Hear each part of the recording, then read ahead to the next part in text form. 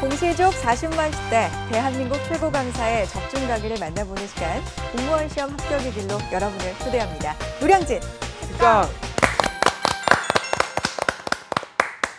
네, 공부하시다 보면 정말 아무것도 안 하고 소위 멍 때리고 싶을 때가 있잖아요. 근데 멍 때린다라는 말 자체가 예전에는 한심하다 뭐 이런 취급도 받았었는데 요즘에는 그 위상이 달라졌다고 합니다.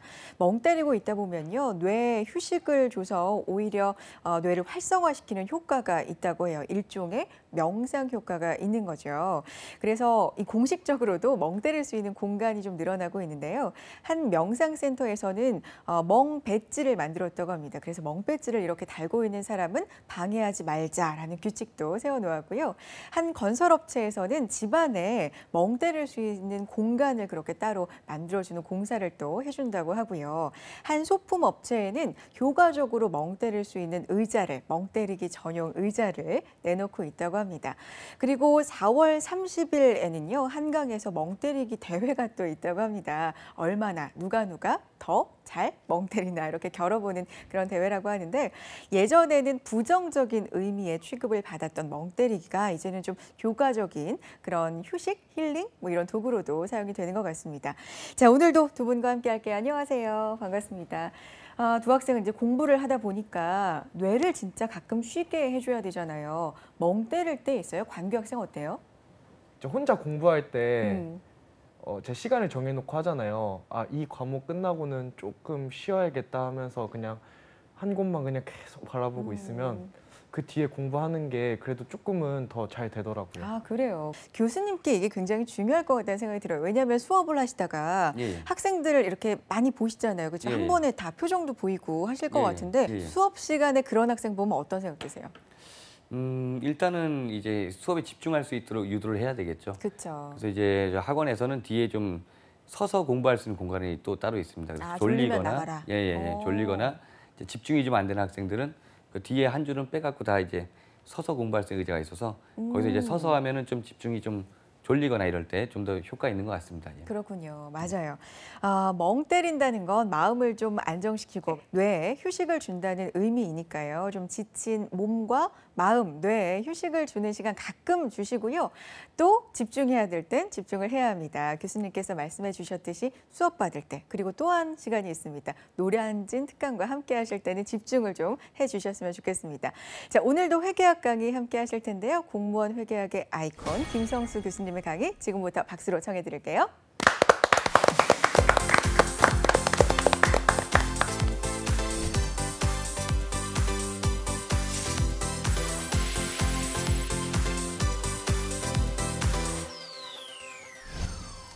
예, 반갑습니다. 자, 지금부터 회계학 특강을 진행할 김성수입니다. 자, 이번 시간에는 우리가 무형자산을 살펴보도록 하겠습니다. 자, 일단 무형자산의 의의를 볼 필요가 있는데 저번 시간까지 우리가 유형자산에 대해 봤잖아요.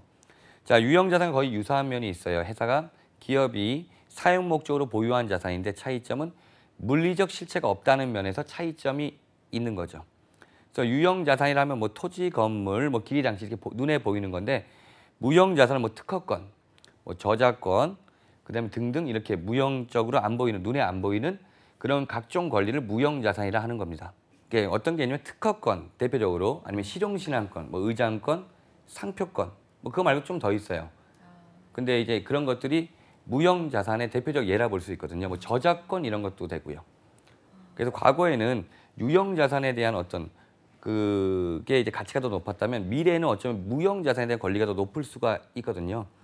그래서 이제 최근 한국에서도 점점 우리가 과거에는 우리가 무시했던 무형자산에 대한 권리가 점점 강화되고 있는 그런 추세로 있는 거고요. 그래서 옛날에는 뭐 어디 인터넷에 있는 거 막 이렇게 갖다 붙이고 해도 되는데 지금은 잘못하면은 뭐 이렇게 소송에 걸릴 수도 있는 그런 문제도 있잖아요. 그래서 점점 무형자산에 대한 그 권리가 점점 강화되고 있다. 뭐 이렇게 이해할 수 있고요. 그래서 무형자산의 정의를 일단 볼게요. 일단은 무형자산은 눈에 보이지 않기 때문에 정의 자체가 중요해요. 세 가지가. 자, 자산의 정의랑 유사한데 좀 차이점이 있으니까 알아보죠. 식별 가능성이 있어야 돼요. 무형자산 안 보이기 때문에 식별할 수 있어야 한다. 식별할 수 있다는 거는 이렇게 우리가 법적 권리에서 창출이 됐거나 혹은 이를 분리해서 매각하거나 이럴 수 있으면 식별 가능성이 있는 걸로 본다는 얘기예요. 그 다음에 자원에 대한 통제할 수 있어야 되고, 그다음에 미래 경제적 효익이 있어야 된다. 이게 무형자산의 정의라 볼 수 있어요. 자산 인식 요건은 동일하고요. 미래 효익에 대한 유익 가능성이 높다.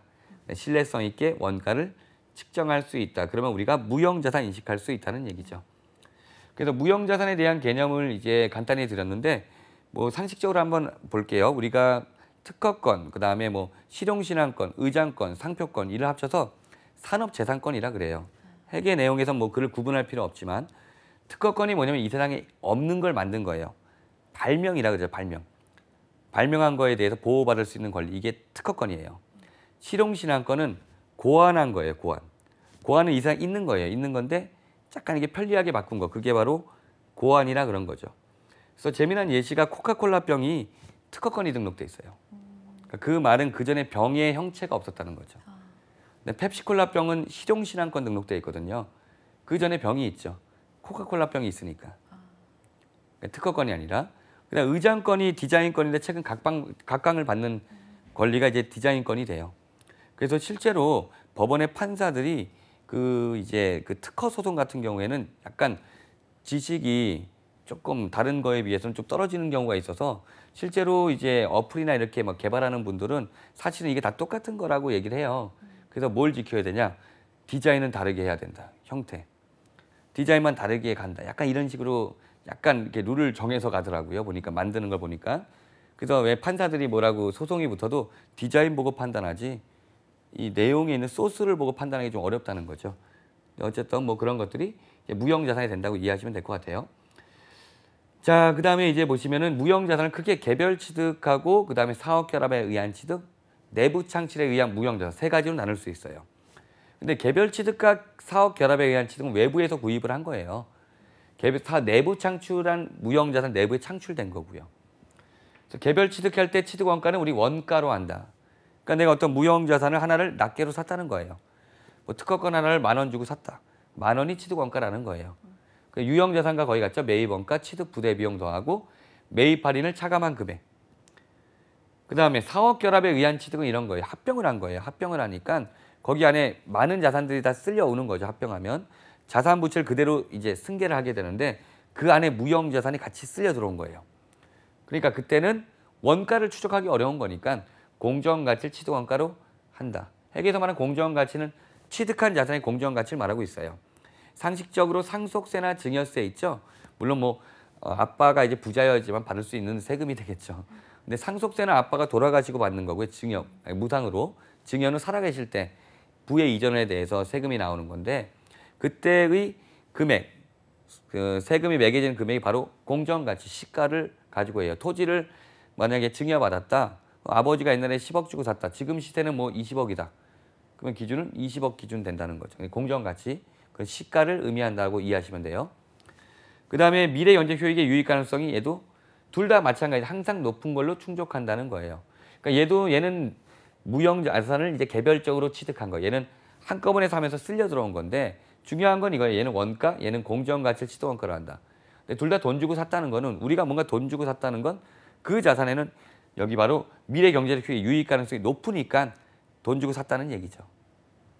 내가 노트북을 샀다 그러면 그 노트북이 나한테 어떤 혜택을 줬으니까 내가 돈 주고 샀겠죠. 그렇기 때문에 이 유익 가능성 요건을 항상 충족한 걸로 둘 다 본다. 둘 다 돈 주고 산 거니까. 내부 창출한 무형자산은 내부에서 만든 거예요.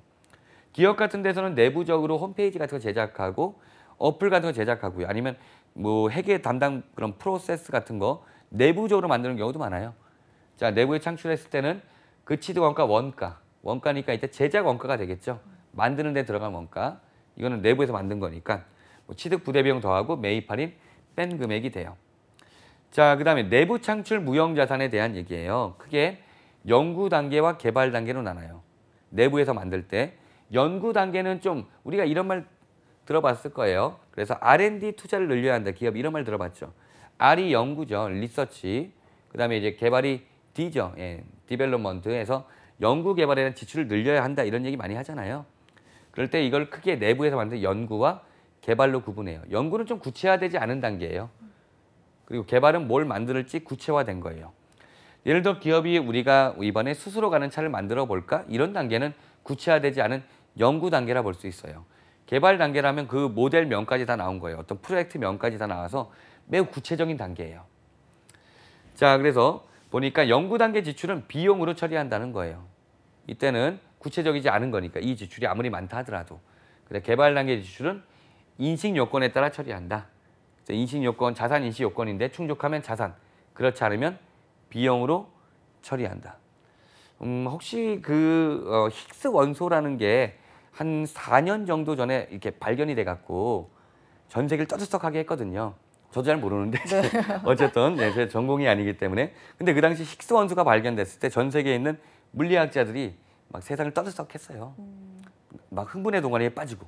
근데 일반인들은 이런 거지. 근데 뭐 이런 거 그럼 어쩌라고 이런 생각이죠. 자, 1950에서 50년대예요. 그때 뭐가 발견됐냐면 자기장이라는 게 발견됐어요. 자기장. 예. 그러니까 과학자들이 물리학자들이 뭔진 모르겠는데 이게 뭔가 끌어당기고 미는 힘이 있어 이렇게 생각했겠죠. 일반인들은 관심이 없죠. 그게 뭔데 이렇게.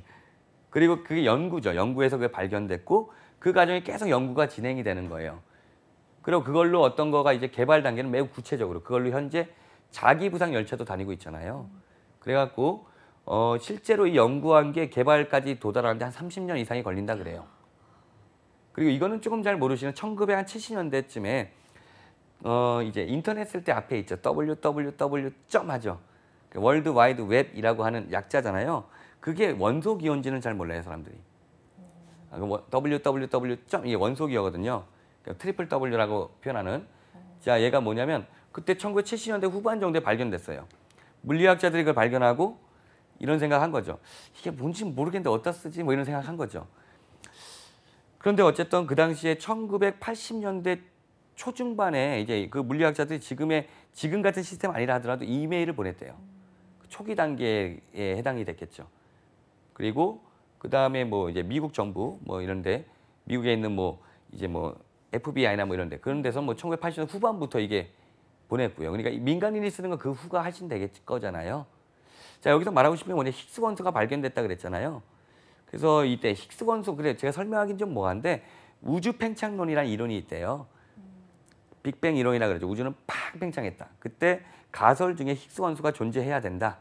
라는 가설을 힉스가 했고 그 힉스는 그걸 발견하지 못하고요.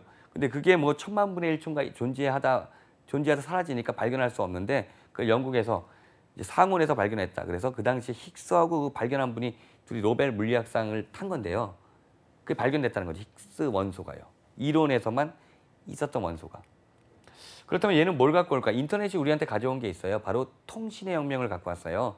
제가 어렸을 때 생각을 해보면은 제가 이제 지금쯤 되면 2017년쯤 되면은 막 자동차 막 날아다니고 막 난 그렇게 다닐 줄 알았거든요. 근데 그렇지는 않거든요, 실제로. 그 정도로 발전을 하지 못했죠. 근데 인터넷, 그러니까 통신에 대해서는 그거보다 이상 발전을 했죠. 근데 힉스 원소는 뭘 갖고 올 수 있냐? 바로 교통의 혁명을 갖고 올 수 있어요. 이게. 그러니까 지금은 좀 힘들고 아주 좀 후에, 한 30년 이후에. 먼저 물건을 보낼 거예요. 여기 있는 물건을 미국에 있는 뭐 샌프란시스코에 전송시킨다. 10초 안에. 나중에는 또 누가 이동하겠어요? 사람? 그렇죠. 사람이 이동하죠. 예, 그걸 할 수 있는 뭐 그런 게 될 수 있다는 거죠. 근데 아직은 뭐 연구 개발 뭐 이런 건데 뭐 이게 무용지에서 하다 보니까 좀 말이 많이 됐지만 결국 연구 단계 이게 구체화되기 전 단계, 개발 단계는 구체화된 단계다. 그래서 연구 단계는 비용으로 처리하고요. 개발 단계는 자 우리가 인식 요건에 따라서 충족하면 자산, 그렇지 않으면 비용으로 처리한다. 인식 요건은 뭐 성공 요건이라 보면 돼요. 자산으로 인식할 만 하냐 안 하냐 이걸로 판단하면 돼요. 개발한다고 다 성공하는 거 아니니까. 이 예시들도 좀 알아야 되거든요. 실제 시험에 이 예시가 나오기 때문에 그래요. 이걸 외우라 그러면 어떻게 외워요? 연구 단계 예시, 개발 단계 예시. 자, 객관식 시험은 암기하는 과목이 아니에요. 우리가 암기과목은 착각을 하는데 객관식 시험은 룰이 우리 명확해요. 사지선다로 나오잖아요. 사지선다 중에 답이고 아닌 거 골라내는 거니까 암기할 이유가 없죠. 나는 이 사지선다에 구분할 수 있는 능력만 필요하죠. 그래서 객관식 시험에서 막 쓰고 암기하는 거는 그 사람은 주관식 공부하는 사람이 공부를 하고 있어요. 시간도 많이 걸리고 효율도 떨어져요. 눈으로 골라내면 돼요. 자, 그럼 여기 연구와 개발의 키워드만 보면 연구는 지식이에요. 새로운 지식의 지식. 자, 그 다음에 2번은 연구 결과나 기타 지식의 연구나 지식. 이게 키워드예요. 그러니까 지식을 얻고자 하는 거는 이제 어떻게 본다면 연구죠. 구체적으로 뭐 제품 개발하고 관련이 없기 때문에. 그 다음에 3번과 4번은 핵심어가 여러 가지 대치한. 이게 키워드예요. 이래갖고 학생들이 구분해요. 개발은 키워드가 여기 시제품. 시제품이 최초의 제품이 되거든요. 최초의 제품. 뭐 소나타 신형 만드는데 뭐 4천억 투자됐다. 최초의 하나의 제품 만드는데 4천억 들어갔다. 시제품. 2번은 새로운 기술의 기술. 기술은 좀 더 진보화된 거죠. 자, 그래서 지식, 기술. 뭐 영어도 그렇잖아요. 널리지, 테크놀리지 하니까 약간 더 구체화된 거죠. 그 다음에 3번은 시험 공장이 키워드예요. 가끔 이런 문제를 질문해요. 상업적 생산 목적의 실현 가능한 경제력 규모 아닌 시험 공장을 설계, 건설하는 활동이 개발 단계의 예시라고 했는데 학생들이 이런 말 물어봐요. 상업적 생산 목적으로 실현 가능한 경제적 규모인 시험 공장은 뭘까요? 이런 걸 물어봐요. 아니라 그랬으니까. 그건 제 대답은 이거죠. 그거는 공장이잖아. 공장은 유형 자산이고 공장에서 만드는 거는 재고 자산이 제품이 되겠죠. 얘는 상업적으로 만드는 게 아니라 시험하는 그런 시험 공장 만드는 건 개발 단계. 그 다음에 1번에 해당되는 거 여기가 거 나온 게 뭐죠? 시제품이 되겠죠. 4번에서는 최종적으로 선정된 안이라고 해요. 그래서 우리가 이 얘기하면 학생들이 좀 싫어하는 얘기하면은 이렇게 말해요. 일단은 우리가 공부를 하잖아요. 근데 우리가 초등학교 때도 공부를 했어요. 난 뭐 피아노도 배우고 뭐 이랬겠죠. 그게 뭐냐면 초등학교 때 그 직업을 가지라는 게 아니라 적성이 어딘지 모르는 이것저것 한번 해보는 거죠. 사실은. 뭐가 될진 구체적이지 않잖아요. 전에 우리가 꿈에 대해서 했지만 자꾸 바뀌잖아요. 초등학생들은. 갑자기 어느 날 갑자기 또 바뀌고 이러거든요. 갑자기 뭐 이상한 걸로 바뀌기도 하고. 예, 근데 어쨌든 연구 단계라는 거죠. 그게 그런 지출은 다 비용이다 이거죠. 연구 단계. 구체적이지 않으니까. 근데 구체적으로 됐어요. 나 공무원 시험 공부하기로 했어요. 매우 구체적이죠. 그 개발 단계로 왔죠. 그리고 이건 인신 요건 충족했다, 합격했다. 그 공무원 시험에 들어간 그 시간과 돈이 자산이란 거죠. 근데 충족 못하, 불합격했다 그러면 비용이란 거죠. 이 말 이해되실까요? 자, 그래서 이렇게 구분해 볼 수가 있다는 얘기예요. 자, 이렇게 키워드로 정리해 보시고, 그래 기타 규정은 연구 단계인지 개발 단계의 구분이 불분명해요. 공무원 시험 준비하는데 시험 준비하는 건지 물어봤어요. 공무원 시험 준비하는 거니? 그러니까 자세가 좀 애매해요.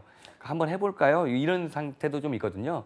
한번 해볼까? 이렇게 자기 적성에 맞나 공부 한번 해볼까? 이렇게 오는 학생도 이제 방학 기간에 좀 있어요. 한번 해볼까? 이런 거죠. 그 학생들은 어디죠? 불분명하니까 연구 단계에서 발생한 걸로 본다. 그러니까 둘 중에 불분명하면 연구 쪽으로 간다는 거죠. 애매하면. 그 다음에 내부적 창출한 브랜드, 출판 표제, 제호, 고객 목록, 이와 유사한 항목은 무형자산 인식하지 않는다. 브랜드, 출판 표제, 제호, 책 제목 이런 거잖아요. 제목, 예, 이런 것들. 그러니까 이런 것들이 어떻게 정해지냐면 회의 같은 거에서 정해질 거예요. 어떤 브랜드나 이런 게 만들어졌을 때. 근데 그럼 그 브랜드의 이것도 무형자산이냐? 그러면은 무형자산 인식하지 않는다는 거예요. 여기 원가를 측정하기가 어려워요. 거기에 회의에 들어갔던 분들의 인건비가 될 수 있는데 그분이 그것만 이름을 짓는 사람은 아니잖아요. 그렇기 때문에 어쨌든 내부적 창출한 브랜드, 출판 표제, 고객 목록 등은 무형자산 인식하지 않는다. 자, 간단한 서울시 16년 9급에 나왔던 기출문제를 볼게요. 연금 및 개발 지출이다. 15년도 재무제표에 단기 비용으로 인식할 금액은 얼마일까요? 개발 단계에 포함되는 활동은 식별 가능성과 통제 가능성 및 미래 경제적 효익의 제공이 확인되는 것으로 가정한다. 이 말은 개발 단계는 자산으로 인식하겠다 이 말이에요. 왜냐하면 개발 단계는 방금 전에 보셨지만 자산이 될 수도 있고 비용이 될 수 있어요. 그런데 이게 충족한다고 준 거죠. 그러니까 이 문제는 어떻게 된 거예요? 바로 개발 단계는 다 자산이니까 연구 단계만 찾아라 이거죠. 비용 인식할 금액. 그러면 키워드가 나오네요. 지식이라는 게 나왔잖아요. 얘는 광규 학생 기억나요? 지식 어디예요? 연구야 개발이에요. 지식은 연구. 맞아요. 네. 연구 단계잖아. 예, 그다음에 시제품. 예술 학생 기억나요? 개발. 개발 맞아. 그다음에 시험 공장. 뭘까요? 개발 맞아. 예. 그다음에 여기 마지막은 또 연구 결과 기타 지식. 이거 어디죠? 예술 학생 어디였어요? 연구 지식이란 말 있으면 연구였죠. 네. 그러니까 여기서 연구만 찾아내는 거지. 개발 빼고. 그러니까 어려운 문제가 아니죠. 얘와 여기 지식, 여기 연구, 여기 지식 해서 둘이 합친 95만 원이 답이 되는 거죠. 그러니까 매우 뭐 어떻게 보면 쉬운 문제나 이렇게 볼 수 있겠죠. 예. 자, 무형자산의 후속 평가를 보도록 할게요. 무형자산도 유형자산과 좀 유사해요. 그래서 후속 평가는 원가 모형과 재평가 모형 중에 선택할 수 있어요. 얘도 사용하는 자산이니까요. 자, 그다음에 무형자산의 내용 연수를 볼게요. 자, 무형자산 내용 연수가 유한한 경우에는 마찬가지 상각을 해요. 감가상각 같은 상각을 해요. 근데 내용연수가 비안정한 경우, 비안정은 무한을 말하진 않아요. 왜냐하면 무형자산, 뭐 특허권이다. 이 특허권에 대한 내용연수가 3년이 지속할지 5년인지 10년이 이건 예측하기가 어려울 수가 있어요. 안 보이니까. 그렇기 때문에 그런 게 비한정이에요. 무한은 영원히 가는 거잖아요. 비한정은 한정할 수 없다는 3년인지 5년인지 정할 수가 없다는 거잖아요.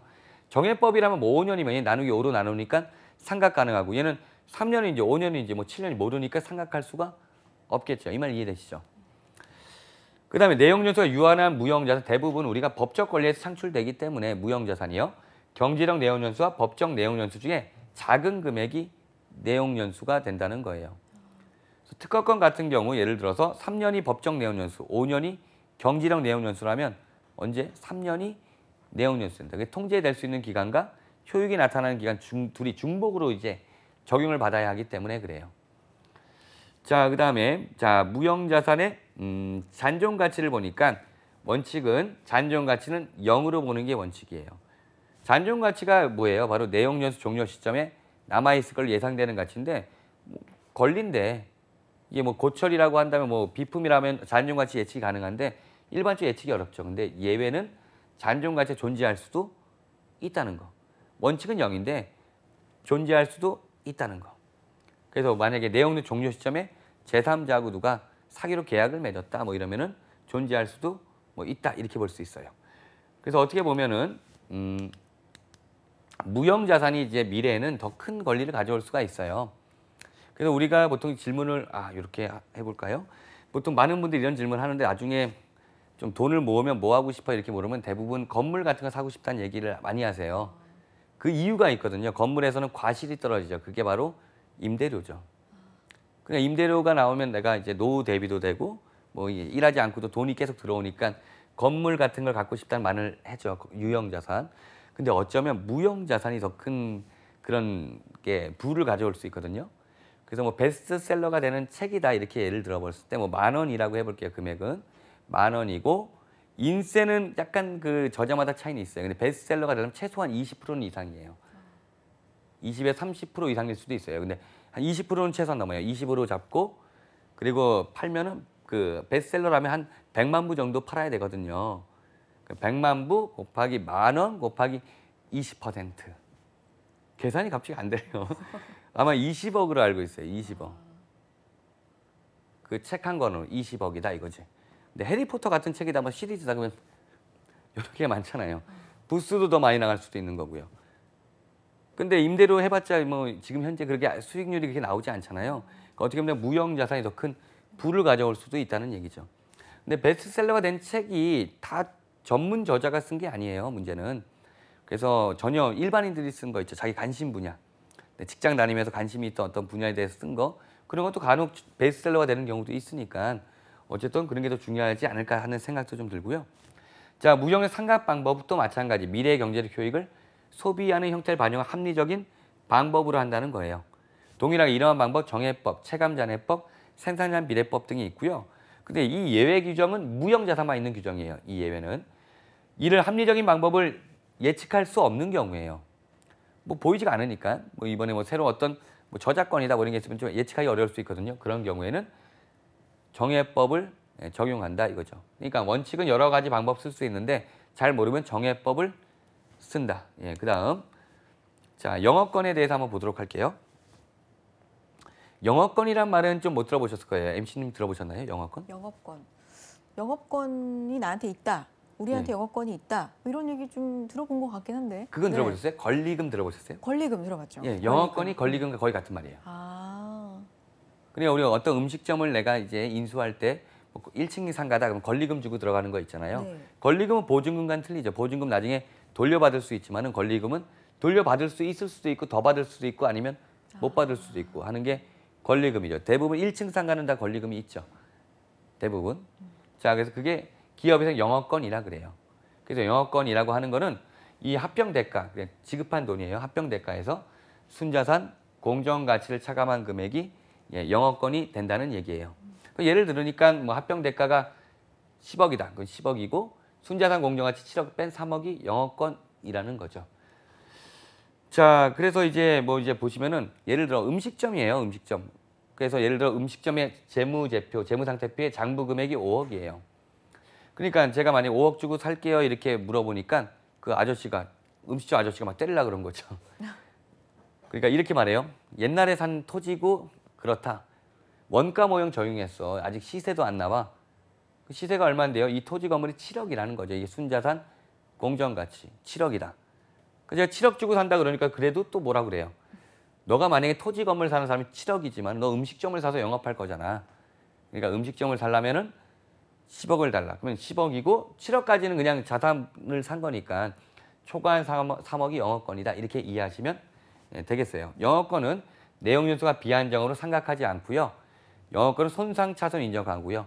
손상차손 환입을 인정하지 않아요. 그리고 내부에서 창출한 영업권을 자산으로 인식하지 않는다. 이렇게 정리해 주시면 되겠어요. 자, 그래서 우리가 이번 시간에는 무형자산에 대해 살펴봤어요. 그래서 무형자산은 비교적 유형자산과 비슷한 맥락으로 가고 내용도 좀 쉽고 주로 말로 된 문제가 많이 출제되니까 기준을 중심으로 정리하시면 되겠어요. 자, 마치도록 할게요. 네, 감사합니다.